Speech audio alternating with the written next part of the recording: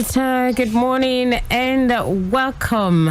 I should say Happy New Year to each and everyone listening. It's Corporate Governance Platform, brought to you by the Institute of Chartered Secretaries and Administrators of Nigeria, ACIS. I am Funmi Omoburiwo, and of course, it's the first edition of the program in the new year. Let me remind you that ICSAN is a leading recognized professional body in Nigeria that is dedicated to enhancing the status and practice of corporate governance and public administration.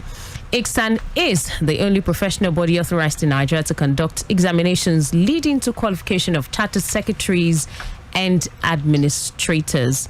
The Institute is a member of the Corporate Secretaries International Association, CSIA, a Hong Kong-registered global organization dedicated to developing and growing the study and practice of secretaryship to improve professional standards, the quality of governance practice, and to improve organizational performance. That association is the global voice of corporate secretaries and governance professionals. All right, and of course, this morning, we want to look at governance guidelines for avoiding corporate failures. Governance guidelines for avoiding corporate failures. That's a focus on the program this morning. And joining us online to look at this issue is Mr. AKINLOLU Okay. He is a corporate governance practitioner and the general manager, Ibadan Recreation Club. Good morning, Mr. Okay. Good morning, Fumi. All right. Thank you for joining us. Happy New Year to you. Happy New Year and Happy New Year to the listeners. All right. Thank you. And also with me in the studio is Mr. Kayode Ketefe, FCIS. He's head of research, ICSAN. Happy New Year to you, Mr. Ketefe. Happy New Year to you, Fumi. All right. Good morning, our guests and all our timid listeners. You are welcome to another exciting year. All right, so let's take this message and we'll be right back.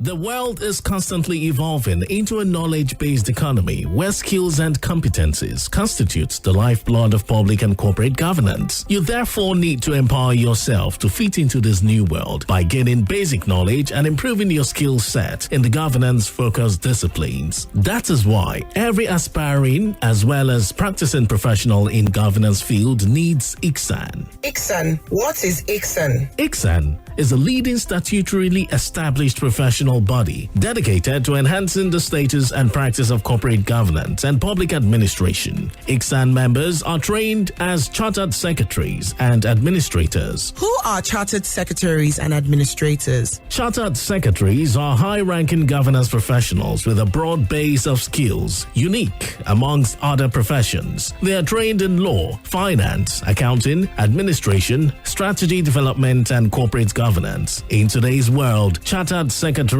and administrators discharge a wide range of duties and responsibilities, including functioning as chairmen of companies, executive directors, non-executive directors, company secretaries, risk managers, compliance managers, board evaluators, and corporate governance evaluators. That is interesting. How then do I become a chartered secretary and administrator? Good. Go to the Institute's website, www.icsan.org. You can also visit the National Secretariat of ICSAN at Plot 6, Elephant Cement Way, Alausa, Ikeja, Lagos, to get full information on how to become members. ICSAN, the hub of governance professionals. All right, as I said earlier, we're looking at governance guidelines for avoiding corporate failures. All right, Mr. Okay, let's begin this way. What do we mean by corporate failure, and how do we know when it has occurred? Thank you. Now, first of all, let me tell you that corporate governance has to do with rules, practices, and process of controlling an organization so as to achieve benefits to all the stakeholders, give them the maximum returns. But when the outcome of corporate governance becomes a disappointment, when people, instead of gaining from the activities of the organization, they meet losses, all this can be regarded as failure. We can then say corporate governance has failed. Okay, so it simply puts corporate governance failure is event in which losses are incurred through corporate governance activities. All right, is it possible to give maybe a few examples of corporate failures in developed countries like maybe the US or UK, that are recognized internationally as corporate scandals? Yeah, it's corporate governance failures is a global problem. Let's take from US now. There are popular events that have occurred. Let me just mention two in US. Okay. The Enros case is a scandal. Well, it's the most popular one, in which profits were inflated, they were overstated, and it led to loss of several millions of dollars, running to about $586 million. Then in the WorldCom is a telecommunication company also in the US, okay, very fast growing, and things appeared so good, but suddenly we just found out that the company was running to bankruptcy. What happened? The CEO, which is Bernard Evers, and the management, they were convicted of a scheme of inflating the company asset, and they found that the operating expenses of about $3.8 billion were capitalized. So that's about US. Then the UK, you have the Bank of Credit and Commerce International scandal. It's about the largest scandal that you can record in the bank. It's a bank owned by a Pakistani financier, and it was patronized by these third world oil companies, and a large number of deposits were lost because they were giving loans recklessly and things like that, and there a lot of people lost money through that particular one. Then we have Maxwell Communications Corporation scandal of 1991. That one was also a very serious one, in which Robert Maxwell, the CEO, used loans to do scheme of takeovers, and the company appeared very well. Shares were rising, not knowing that a lot of things were being hidden by the CEO until he died, and the matter came into the limelight. So many of these events happened in the corporate. All right. Can we bring some of these examples home? Maybe the ones that happened on the Nigerian scene, talking about corporate failures. Yeah, several of that in Nigeria. The popular ones like the Capri Nigerian PLC scandal, the Nigerian Stock Exchange scandal, the AfriBank scandal, the Lehman Brothers scandal. In fact, some researchers did a comparative study of that of Cadbury and the Nigerian Stock Exchange. They find that there are so many similarities and differences, though the methodology of fraud that were committed in those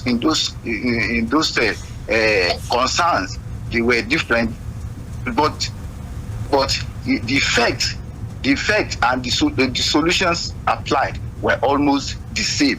Okay, so but because of time, I cannot go into the detail. But we have that Nigeria Cadbury, in which they also overstated. In fact, they overstated their profit by converting operating expenses, capitalizing of operating expenses, so to make expenses now look like asset. So instead of showing the loss, they didn't show the loss. So The same thing, the Nigerian Stock Exchange, they were overstating assets. I mean, they were writing off assets. They were doing a lot of things. So, and you find that all these were done by top management, especially the trusted people, and that's why they called corporate failure. They call it corporate fraud, corporate scandals. A lot of names were given to it because those people that are involved, they are trusted people. They are people with a lot of influences, and because they disappointed some of the people who trusted them, it becomes a scandal. And that's why you call this event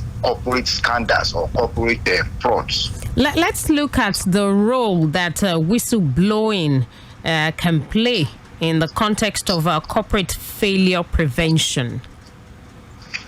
Thank you very much. You know, whistleblowing appears like a recent issue, especially in the government circle, but it is also applicable in the private sector. In fact, the Nigerian the Nigerian Code of Corporate Governance make specific recommendations on that. If you look at Code 19, it describes whistleblowing as framework for reporting any illegal or unethical behavior so as to minimize risk and to prevent the occurrence of such things. So, and by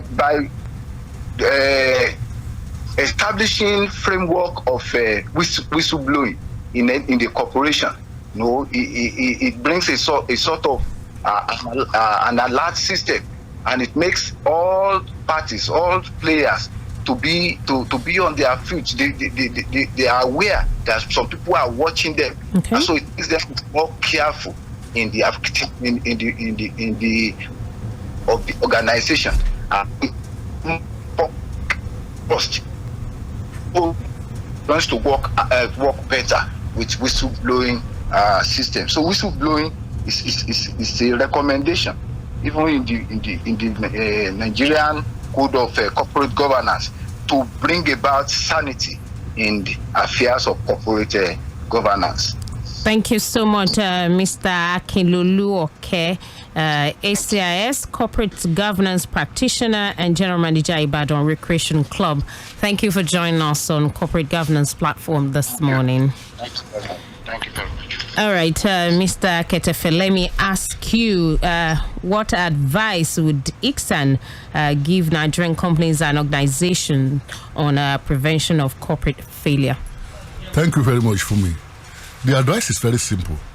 We will urge companies and organizations to endeavor to adapt with the principles and recommended practices in the Nigerian Code of Corporate Governance 2018, especially on the issue related to risk management and related matters.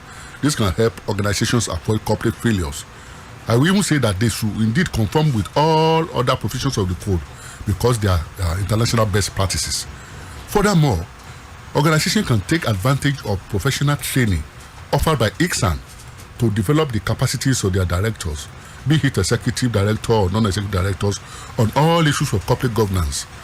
Our training department has many training courses on virtually all principles on corporate governance that will enable organizations and companies and other corporate entities to avoid potential risk that may lead to corporate failure. Not only do we organize training on the team on our own accord, we also organize such training as specialized sessions for in-house staff for many organizations that request it. Thank you. All right, thank you. Do we have any announcements? Thank you very much. The announcement we have for you today is on 2022 Company Secretaries and Registrars Forum.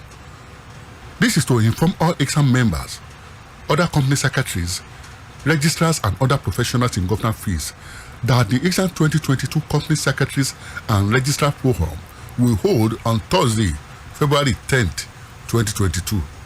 The theme of this year's forum is Sustainability and the Future of Green Economy, a Governance Perspective. Sustainability and the Future of Green Economy, a Governance Perspective. Company Secretaries and Registrar Forum is the Institute's program that exposes participants to modern-day practices and practical solutions to problems on company secretarial practices, the capital market, and related issues. It is an interactive program that is facilitated by seasoned technocrats and experienced practitioners in governance field. As usual, this year's program promises to be exciting and memorable to all. It will be as memorable, as exciting as all the preceding edition, or even more. Please block the date. The date once more is Thursday, February 10, 2022. Further information will be given on this program at the next week's edition. Thank you. Happy New Year to you all. All right, thank you so much, Mr. Kaude Ketefe, FCIS, Head of Research, ICSAN. And that's our bit this morning on a corporate governance platform brought to you by the Institute of Chartered Secretaries and Administrators of Nigeria, ICSAN. I am Funmi Omoburiwo, wishing you a very great day ahead.